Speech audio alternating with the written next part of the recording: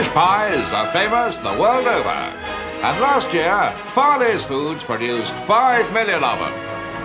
Everything from steak and kidney to Cornish pasties. But that's not enough for old man Farley. He wants to double the score. Work's been pushing ahead on the new extension to his factory. And this week, the great day dawns.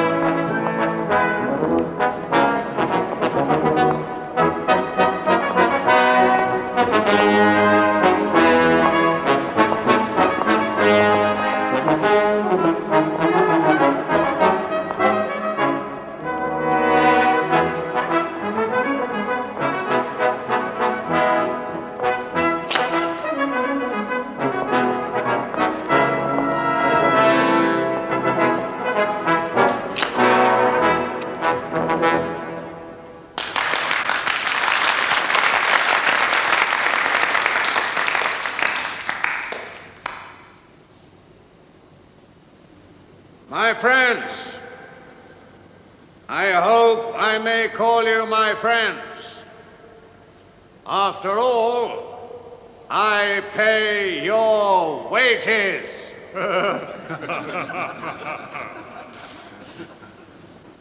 In 1935, we sold more pies than at any time in our history. Yet there are those among you, politically motivated, who still try to say that you are not doing well. Don't listen to them. And now, let us move on to happier things. Once more I stand before you here to open yet another new wing of our great enterprise.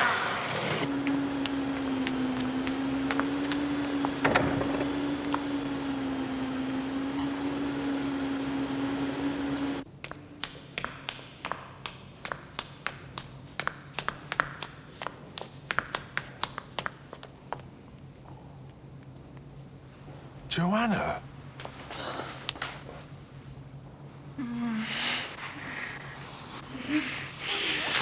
Why didn't you call me yesterday? You mustn't come here. I've got to see you. It's no good, Joanna. Oh, it isn't. What do you mean? I've been given 2 weeks' notice. By my father. Well, not directly, but yes. Why? Because he's found out about us, of course. I've got to go. Oh, God. I'd like to think there has been a partnership between the Farley family and we humble mortals in the municipality.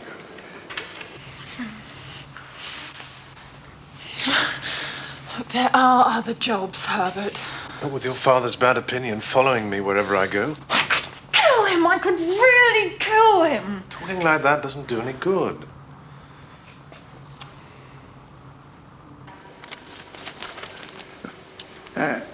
And now it gives me great pleasure to declare this new wing well and truly open.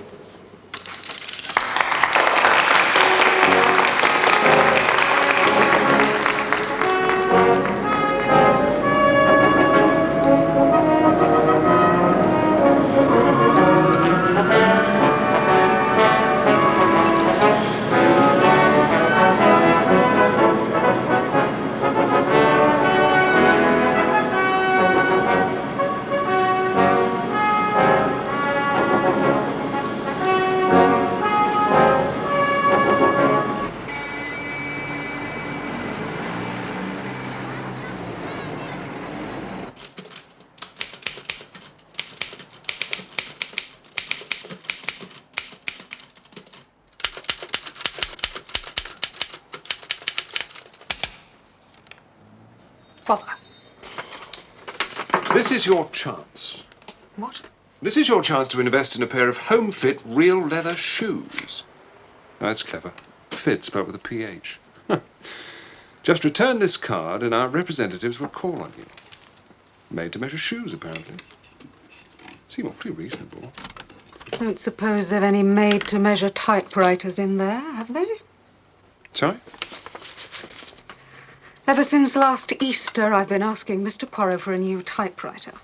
Mr. Poirot isn't mean, but he is careful. We found this typewriter in the flat when he moved in. Someone had left it. Jolly useful. Who's Benedict Farley? No idea.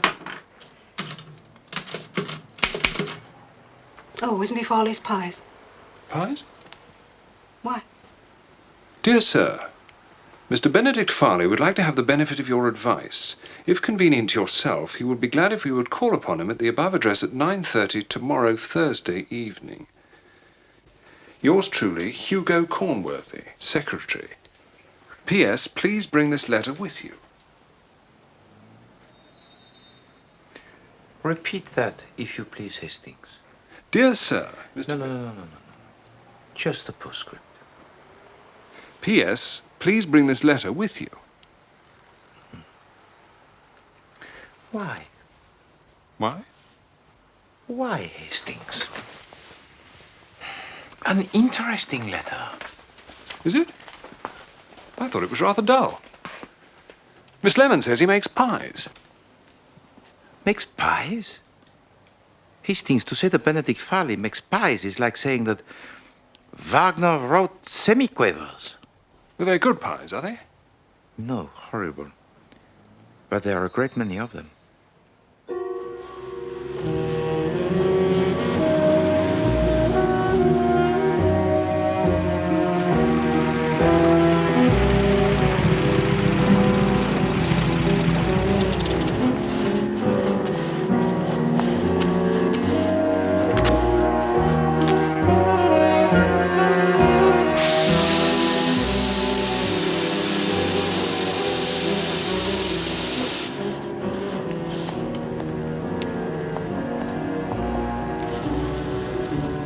The funds at Origo of Benedict Farley's wealth, I surmise, eh? And that, Hastings, is where he makes his sausages, his pies, his hams. Useful, eh? Living above the shop. I suppose from here, Farley likes to keep an eye on his employees. No doubt. But it is a pity that such diligence does not improve the quality of his so-called delectables.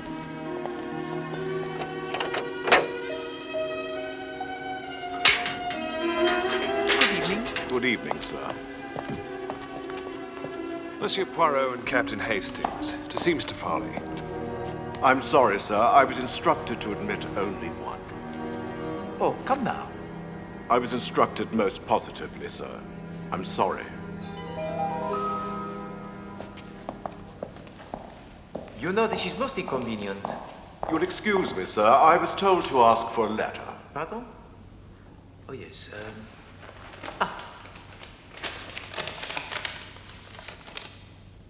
Thank you, sir.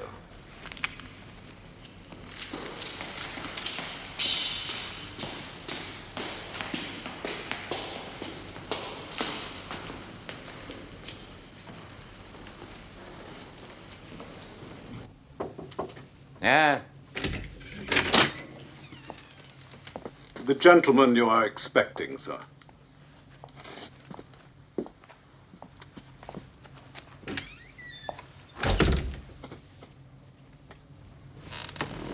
Oh. You're Hercule Poirot, eh? Monsieur? Sit down. Sit down.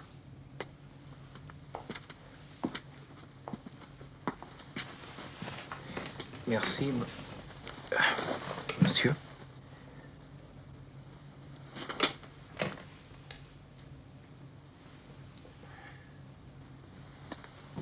What is it that you wish to consult me about, Monsieur Farley?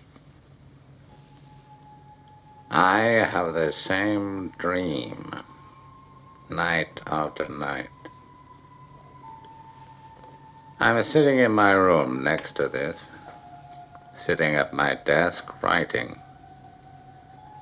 There's a clock in there. I look up at it. I see the time. It is exactly 28 minutes past 12. Always the same time. You understand? When I see the time, Poirot, I know I've got to do it. At 28 minutes past 12, I open the second drawer down. On the right of my desk, I take out a revolver. I load it. Then I go over to the window.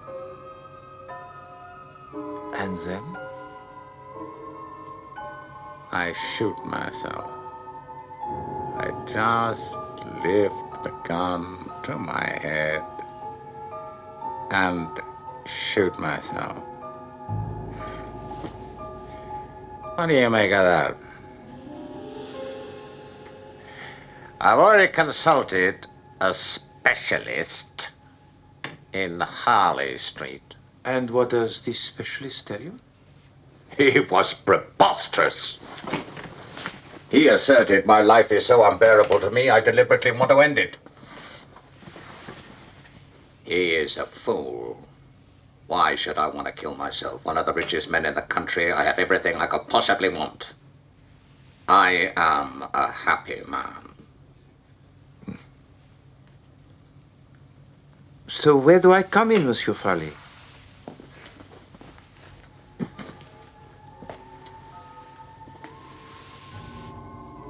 Supposing someone wants to kill me, could they do it this way? Hypnotism, you mean? You see what I'm getting at? Who is it that you suspect of wanting to kill you, monsieur? Nobody. Nobody at all. You had no one specific in mind? Certainly not. I should like to see the scene of this drama. The desk, the clock, the revolver. No. I've told you all there is to tell. There's nothing to see next door. Nevertheless, I should like to see for myself. There is no need. I just want your opinion. But I can hardly have an opinion on such skimpy evidence. There's an end of it, then. I've told you the facts. You can't make anything of it. That closes the matter. You can send me in your bill for a consultation fee.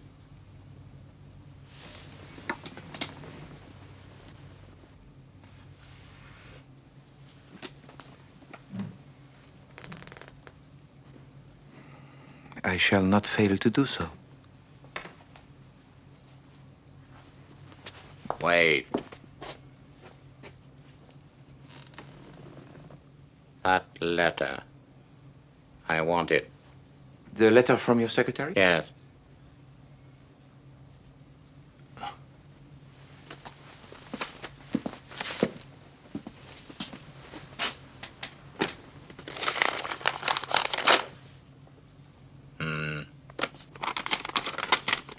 Thank you.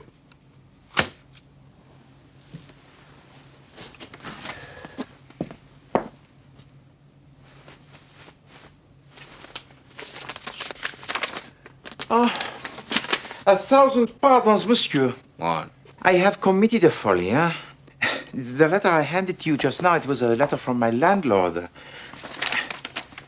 This is your letter. Why the devil can't you watch what you're doing? Au revoir, monsieur.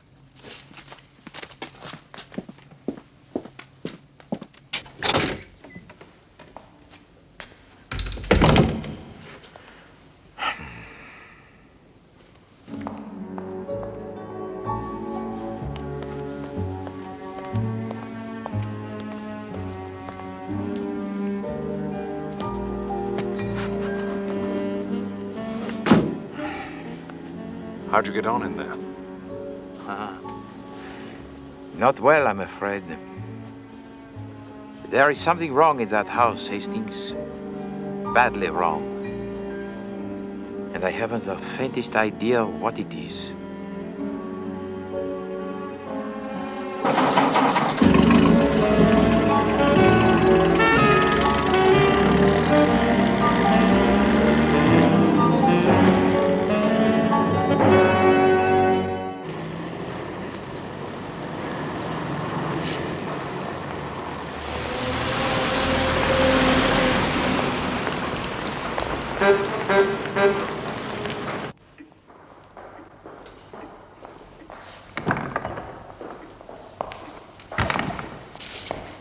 Get off, boy. I want these documents in Leadenhall Street by 1 o'clock. Well, go on, then. Run!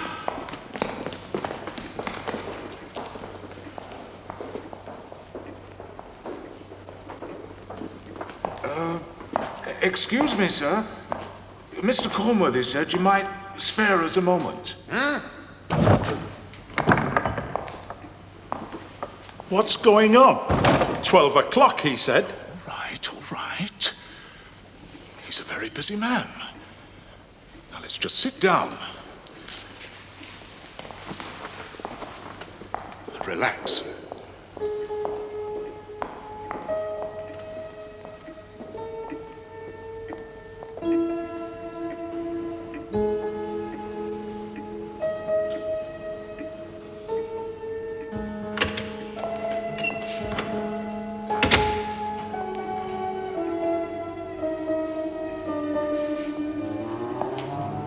Mr. Cornworthy?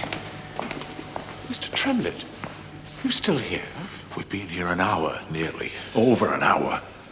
Well, I'll go and see what he's up to. He's got to sign these anyway. Bloody nerve. That's our dinner hour gone, I know that. He'll see us now. Good God!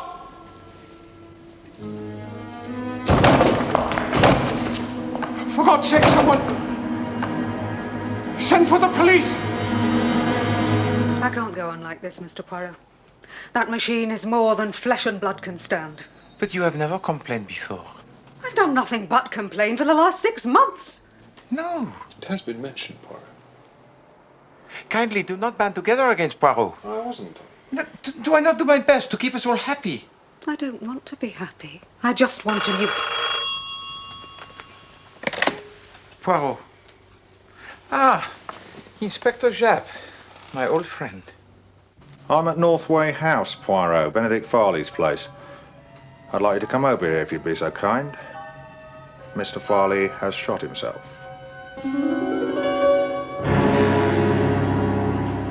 Most peculiar story I ever heard. I've never heard such poppycock. Father had no use for dreams and such rubbish. Nevertheless, that is what he told me. Yes, he mentioned it to me. It upset him very much.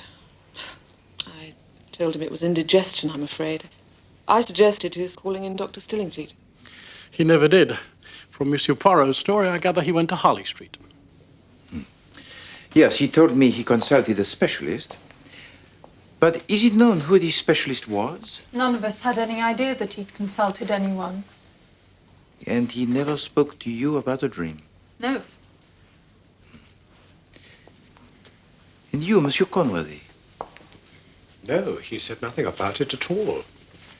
I took down a letter to you at his dictation, but I have no idea why he wanted to consult you. I thought it might have something to do with some business irregularity. I see. Inspector Japp, can you tell me the events leading up to the death of Monsieur Benedict Farley? Well, Mr. Farley had agreed to see 2 representatives from the works. It was a proposal for forming a union. Some homes. Yes, quite so. A little before 1 o'clock, Mr. Cornworthy here came out of his room and went into Mr. Farley. He couldn't see him at first and thought the room was empty. Then he caught sight of a boot sticking out from behind the desk.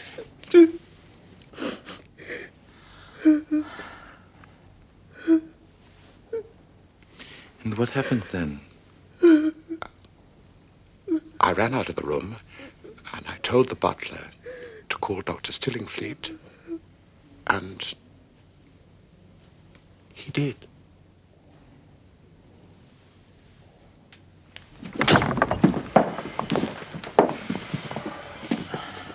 The body was found down there. Thank you.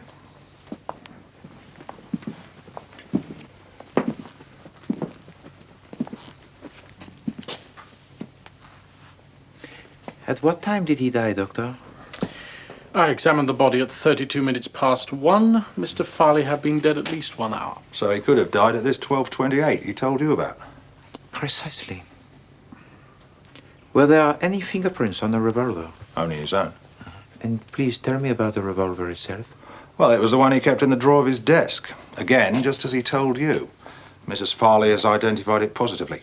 I see. What's more, that's the only entrance to the room. Well, apart from the windows, I suppose.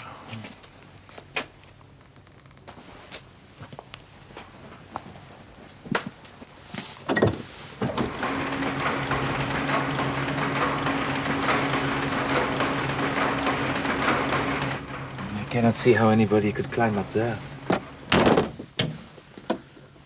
It's a funny room for a rich man to choose as his study, isn't it? With that great ugly blank wall right outside. I think it is important, that wall. You mean psychologically? Perhaps. At 28 minutes past 12, I opened the second drawer down on the right of my desk. I take out a revolver, load it. I go over to the window, and then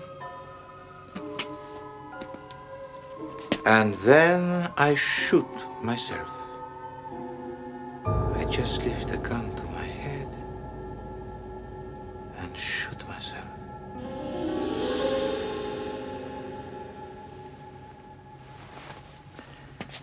I should not have thought that there is any reason for you to doubt the accuracy of the dream's prediction, Inspector.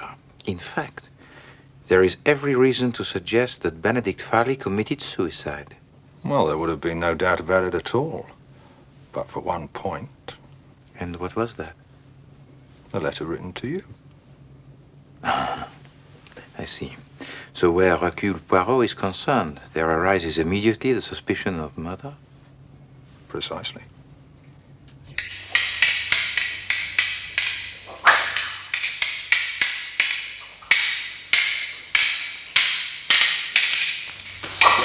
Touché.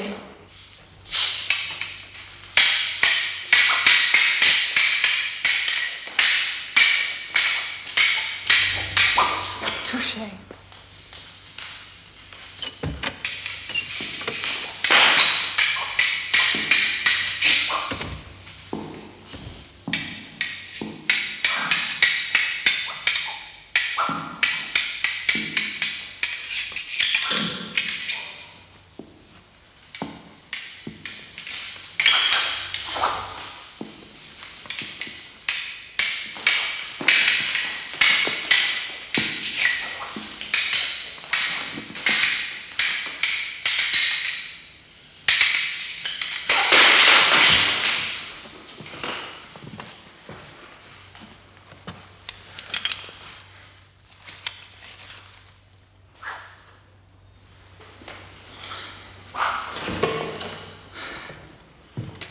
Hello, Monsieur Poirot. Fancy your chances? No, thank you very much, mademoiselle, but essentially Hercule Poirot is a man of peace. But perhaps, though, I could ask you a few questions. Ask away. Did you know that your father kept a revolver in his desk? No. Where were you and your mother, that is to say your stepmother? That is correct? Yes, Louise is my father's second wife. She's only 8 years older than I am. So where were you and she on Thursday night of last week? Thursday. We went to the theatre to see Thumbs Up. Your father did not suggest accompanying you? He never went out to theatres. He was not a very sociable man. My father had a singularly unpleasant personality. That is a very candid statement, mademoiselle. I'm saving you time, Monsieur Poirot. I realize quite well what you're getting at. I live here because I have no money to live elsewhere. There is a man that I wish to marry, a poor man. My father saw to it that he lost his job. He wanted me, you see, to marry well, an easy matter since I was his heiress. So your father's fortune passes to you? Yes. Well, that is to say, he left Louise, my stepmother, $250,000 free of tax, and there are other few small legacies, but the residue of it goes to me. So you see, Monsieur Poirot, I had every reason to desire my father's death. I see also, mademoiselle, that you have inherited your father's intelligence. My father was clever, but it had all turned sour. There was no humanity left. Is there anything more? Yes. How poor was your father's eyesight? He could scarcely see at all, and not without his glasses. His sight had always been bad from a boy. But with his glasses? Oh, he could see all right then, of course. Thank you.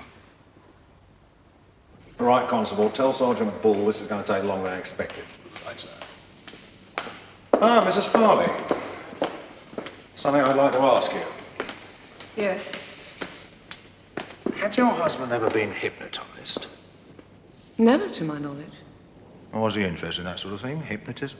No. Oh, that horrible dream. It's uncanny. To dream that same awful dream night after night, it's as though he were hounded to his death. Had it ever occurred to you that your husband might be tempted to do away with himself? No. Well, sometimes he was rather queer. Poppycock, father was far too fond of himself ever to commit suicide. You don't know everything, Joanna. I know that much. Pardon, Madame Farley. How many pairs of glasses did your husband own? Glasses? Well, spectacles. I've no idea. 3, 4? Ah. Thank you.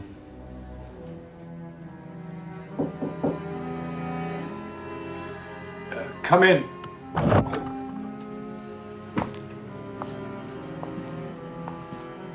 Ah, mon Dieu. How different this room looks in daylight.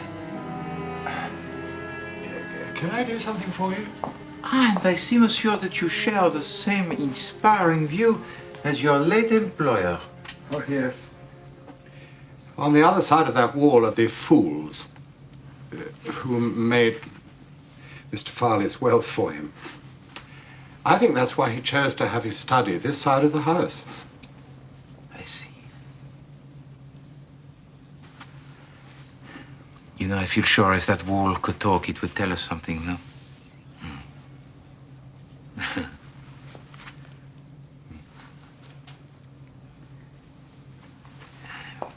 Monsieur Conworthy, when I arrived last Thursday evening, I was not shown into Monsieur Farley's own room.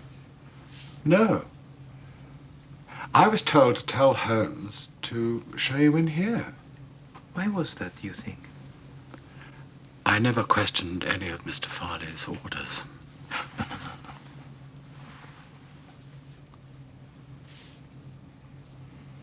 Did he usually receive the visitors in here? Quite often. Particularly if people hadn't come to the house before. I see.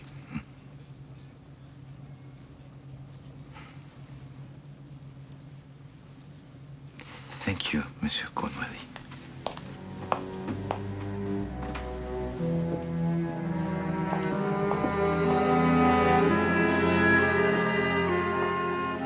Inspector, this dream of Benedict Farley is very important. He dreamed, he said, of committing suicide. And later on, he did commit suicide. Now, when I say suicide, he was alone in his room and was found with a gun in his hand. And no one entered or left the room at the time he was shot. So what does this mean, Chief Inspector? Well, that there's no other possibility. That it must be suicide. Au contraire. It means a very unusual and very cleverly planned murder. And how? Planned by who? Well, it is no good, is it, Chief Inspector, if I just give you the answer? Well, no. We must give the little grey cells time to do their work.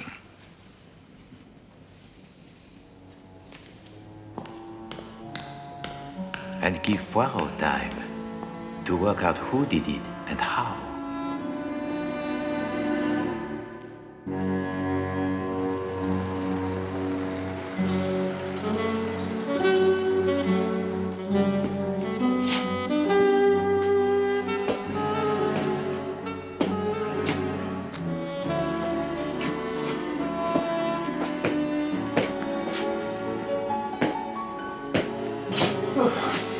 This is not like you, Poirot. But this is not like the grey cells, Hastings. I have given them every chance. They have been cosseted. I have slept to allow them to do their work. I have eaten fish for breakfast. Result, nothing. It'll come, Poirot. The little grey cells have never let you down yet. But is this not an indication, perhaps, of what is in store? A sign that they are weakened by old age and the fast living? Fast living, Poirot? I wouldn't call your life exactly fast. Well, not now, perhaps, Hastings, but in my youth. Really? Really? You see, one pays, Hastings. Eventually, one is called to settle one's account. I say. I shall have another tisane.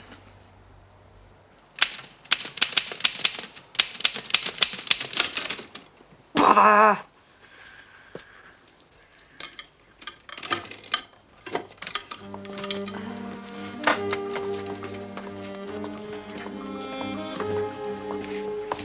Mr. Poirot, What is it, Mr. Poirot? Another tisane, if you please, Miss Lemon. Oh, dear. You had your 9 o'clock one. Serious measures are called for, Miss Lemon.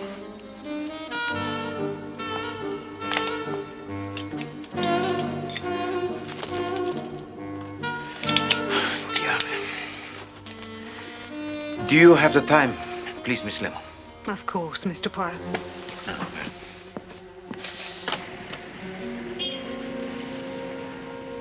What are you doing, Miss Lemon?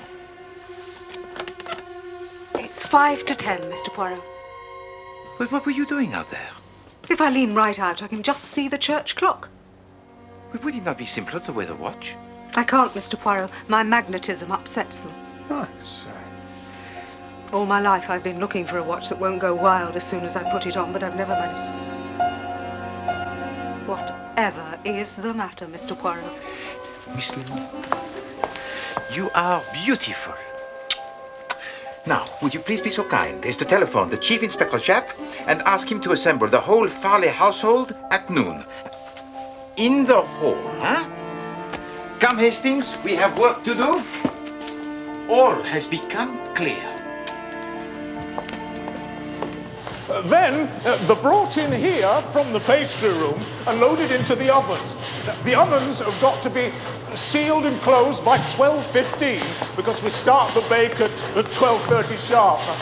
If we hadn't done that, Mr. Farley was on the telephone quicker than you could say 3 little piggies. Did he come regularly to the factory? Oh, no. No, we haven't done that for 6 or 7 years. Well, not regularly, but he seemed to know if we hadn't started the bake on time.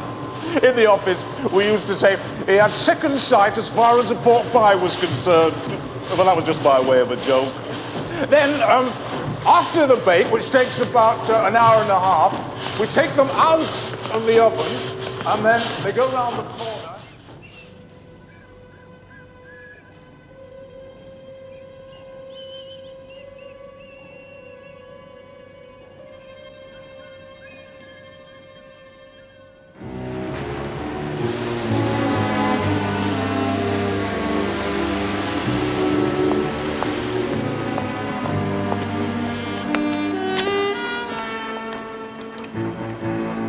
Now remember what I told you.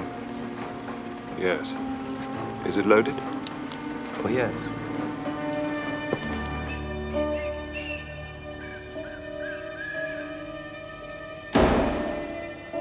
comes.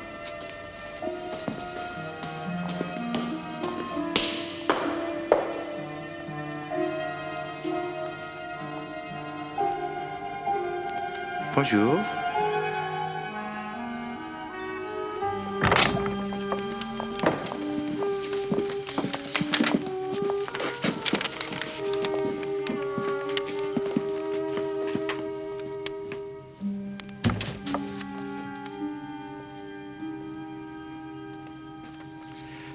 I wonder, what is the most extraordinary thing about this case? Well, the dream, I'd say. If we hadn't got your word for it, Poirot... Exactement.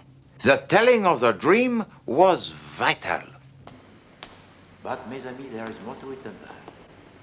Where did this telling of the dream take place? Monsieur Benedict Farley received me here in his secretary's room and refused point blank to let me see into his own room just a few feet away. Why did he do that, huh? Because there was something in that room he could not afford to have me see. What? We will come to that. When Monsieur Benedict Farley asked me to return his letter to him, by inadvertence I handed to him the correspondence from my landlord. One glance should have told him it was a wrong letter. Didn't he have his glasses on? Oh, yes, he had on his glasses. So why did Monsieur Benedict Farley not realize the difference between two totally dissimilar letters, huh? Because, mes amis, I was in the company of a man with normal eyesight wearing powerful glasses. And such powerful glasses would render a man of normal eyesight practically blind. Is that not so, Doctor? If they were very powerful spectacles, yes. Eh bien. So why was I not allowed to go into Monsieur Benedict Farley's room that night? What was in Monsieur Benedict Farley's room that I was not allowed to see? Mesdames et messieurs, shall I enlighten you? I wish you would, Poirot. Very well.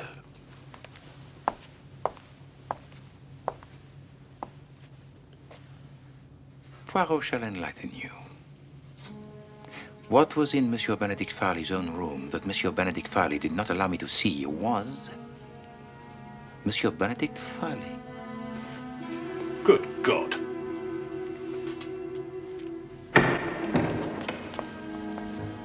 Yesterday afternoon, there are 3 witnesses to swear that no one comes in or out of Monsieur Benedict Farley's room.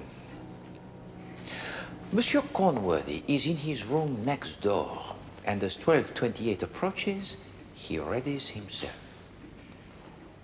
You see, Monsieur Cornworthy knows something that very few other people know.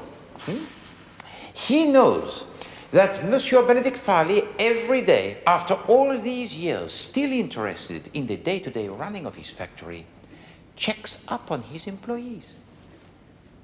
Let us see how he does this.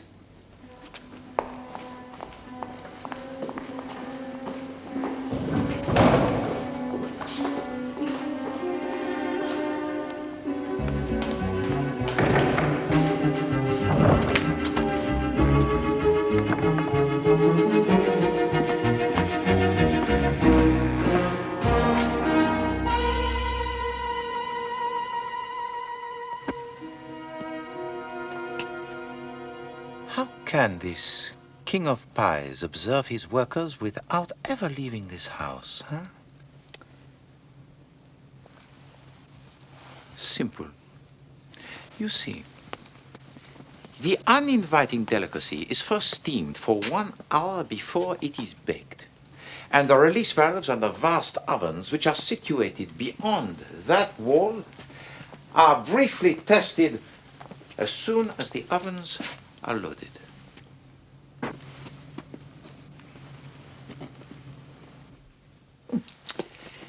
Eh bien, if one leans out of this window, one can readily confirm this fact. Now, if you please, I want you all to come to these 2 windows, lean out and look to your right. Monsieur Conway, why don't you lead the way? this is nonsense. Perhaps. But humor me. Merci. Alors, viens, Madame Farley. Oh, very well.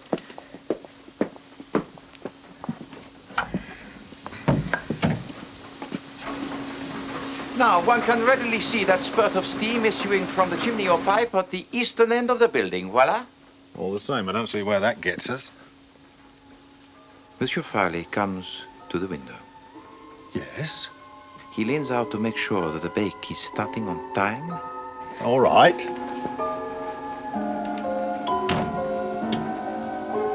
And then...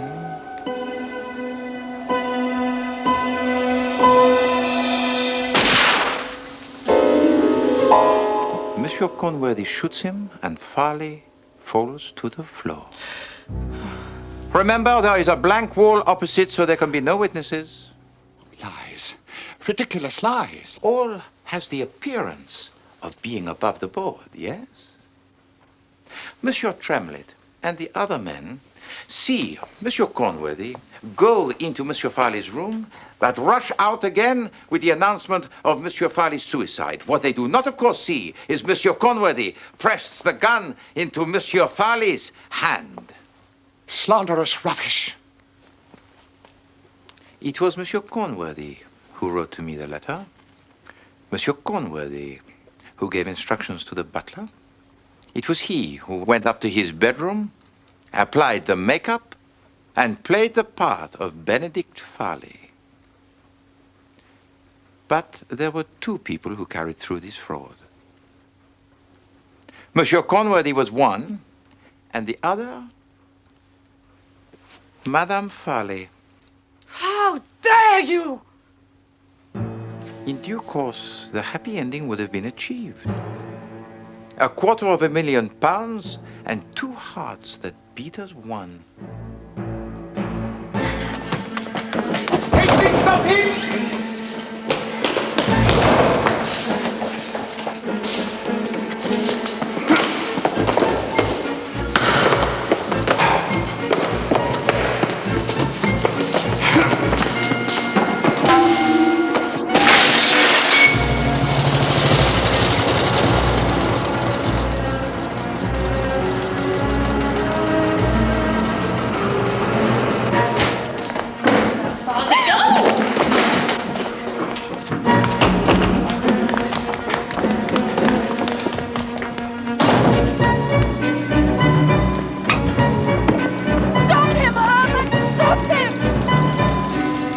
What? Oh, right.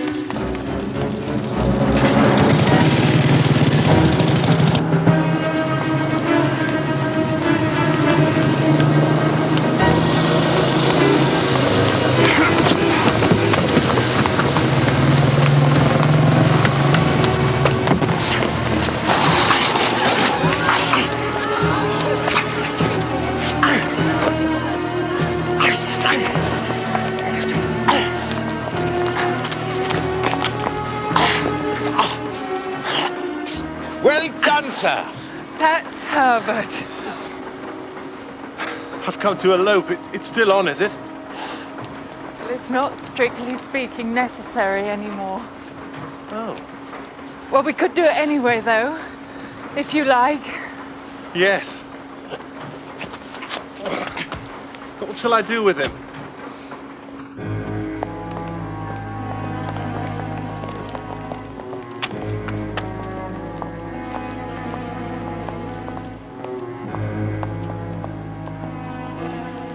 I'll deal with him, sir. Thank you very much. Au revoir, Madame Farley. You foreigner.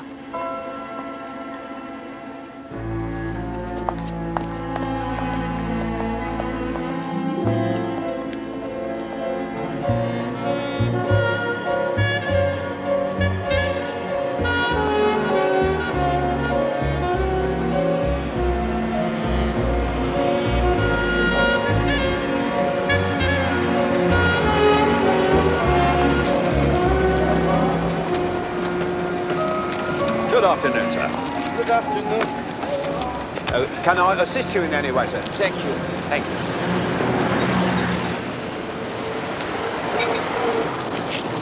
Thank you. Thank you. Thank you.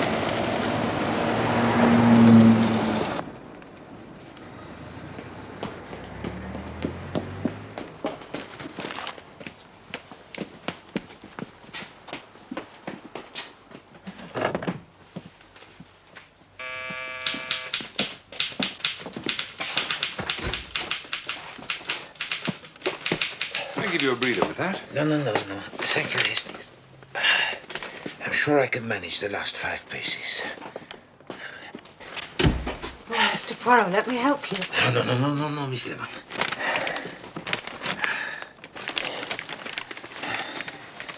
This is for you. Oh, Mr. Poirot, you shouldn't have. No, nonsense, Miss Lemon. Hastings, if you please, the knife. Merci.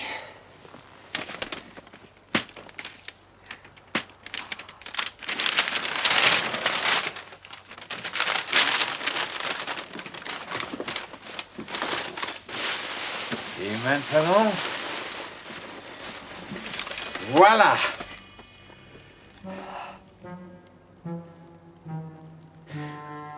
Well, what do you think, Miss Lemon? It's Wonderful. It's... Now, we shall have no more leaning dangerously out of the window to tell the time, yes? It's just what I wanted.